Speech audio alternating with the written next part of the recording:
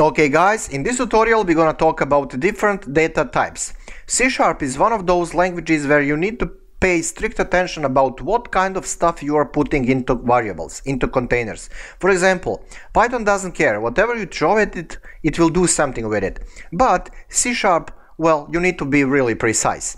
Yes, there is automatic detection to some degree in C#, but it's not advisable to do that. So it is advisable to be very precise.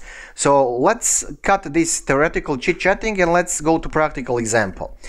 For example, integer number equals 5. You know that from last tutorial. Okay, this is for whole number, right? For precise number, you're gonna use float. Float and then name of that container. Let's just call it a P number or F number, right, F number, and let's give it for example 5.521. But guys, that's not enough. You need to put uppercase F at the end of that number. It's kind of weird, but it is what it is. Right, let me automatically test this. F5 will we run into some kind of problem. Okay, F5, it's kind of slow, but that's what it is. So it's kind of cool for now. What about more precise numbers? Can we have that with a different data type? Well, yes, you will not use float, you're gonna use double precision. So let's call it a D number. D number equals, oops, I don't need equal symbol here. So let's say 10 point something longer, okay, but at the end of it you need to say D uppercase. Next thing, can you have very long number? Yes, you can say long, another data type, L number. For example, that's just a name, and now we are going to give it something very big, but at the end of it, we're gonna say L. So what about strings? You know about that.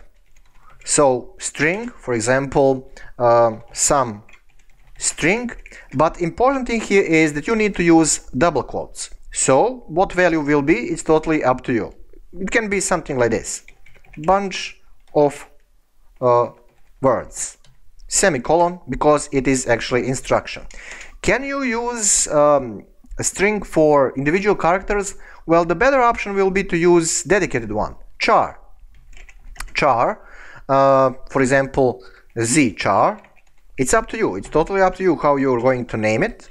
And this time we will use single quotes, and because this is Z char, I'm gonna just use Z as a value in that container.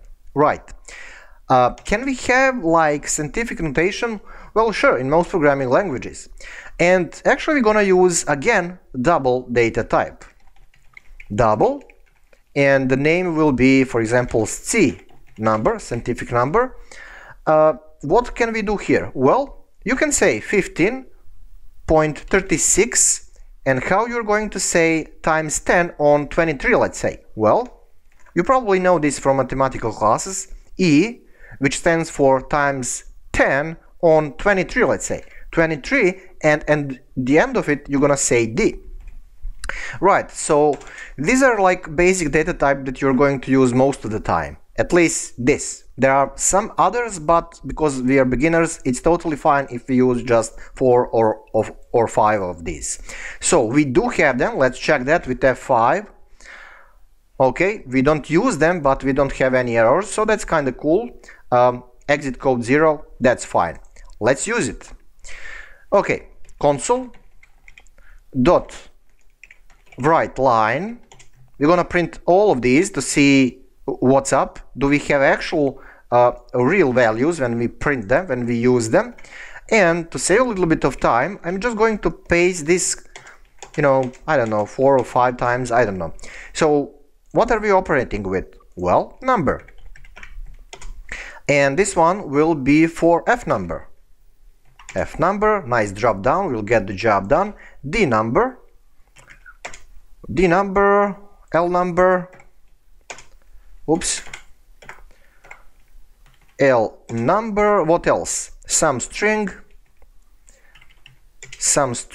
and 2 more times. what we have, z char, and c number.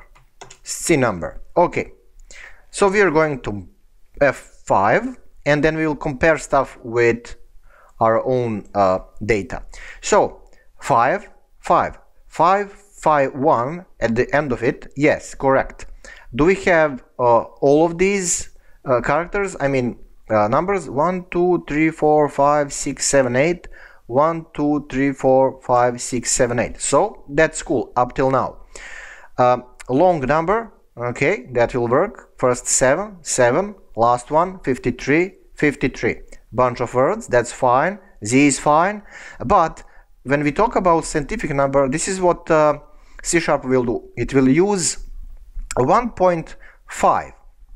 And here I have 15, so it will automatically turn to something more usable by C#, let's say, opinion. But this time they're saying, C# is saying times 10 on 24, and here I have 23. So that's cool, guys, that's cool. So everything is fine with actual usage. So here's a question: how we are going to check with what kind of data types we are working with? Is there any method inside of C# that will help us to do so? Well, yes, you can do that in a couple of ways, but let's use something simple. Console, write line, and we're gonna have some kind of boundary between real numbers and check. So this is just like some kind of old-fashioned header in those programs, nothing special. You can do this without it, but I like some kind of headers. And now we are going to check all this stuff with additional method. So to save time, let me just copy everything here, and at the end of it we are going to use dedicated method, which is actually get, okay, get type. And because this is a method, you need to use these brackets, parentheses, whatever the name is in English, I don't know, brackets. Oh, I'm gonna check on wiki that, but anyway, that's not topic right here. So I'm going to copy the same method down there. So we are targeting all these variables individually, and we are using the same method on all of them to see what's up, what C# will recognize as data types. So F5, and C# is printing something here, our application basically. So integer 32, okay, that's real integer. Single for float, okay, we are using float in source code, but C# is saying single, so that's fine. Double, double, integer 64, that's a big number, so it's basically substitution for long. System string, that's cool for a bunch of words. Character, Z, and system double, because it is double right here. It's not important because it's scientific like notation, still it's a double because of this keyword here. So you're probably going to say, okay, this is kind of stupid. We have things right here and then down there. Can we have them on individual lines? Because we don't need to torture ourselves visually what is what. Well, actually yes, but it's up to you. So here, for example, you can say real value, like value, and then concatenation with real stuff, and then plus, and then custom string data type. This is just your own custom stuff, part of the report, and then you're going to concatenate that again with a number, but you want to call specific method that will detect data type, which is get type. So same stuff is down there, you're just having a longer line of instructions. So get type, don't forget brackets, F5, and you're gonna have custom report. See, value 5, data type system integer 32, I mean integer. Yeah, this is concatenated 5 and this, so space, and that will get the job done. There you go, guys. Now I think this is enough for beginners. There will be a lot of combinations in your practical work, but it's totally enough for starters. There is yet another thing here. It's not recommended, but it will work. It is letting go C# to guess with what kind of stuff you're working with.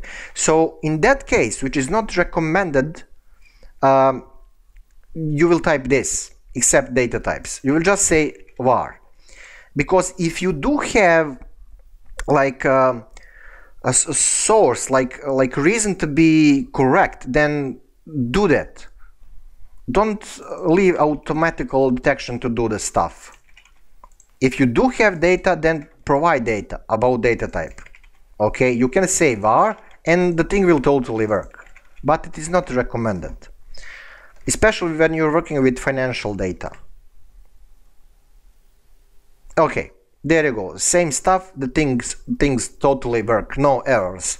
So it's up to you. If you're kind of lazy like me, if you like that Pythonic way, you can use var, especially if you are messing around with games with different spawn coordinates for players in games, something like that, something that is not crucial, that is not important, then sure, use var. But if you do have data with what you are working with, if you do know your source code in your papers, you did your job getting information what these things represent, then definitely use that and not var. So I'm going to roll out to primary stuff, F5 to check things, and there you go, the things works. Okay guys, thank you for watching. As always, thank you for support and subscription, and see you in the next tutorial. Ciao.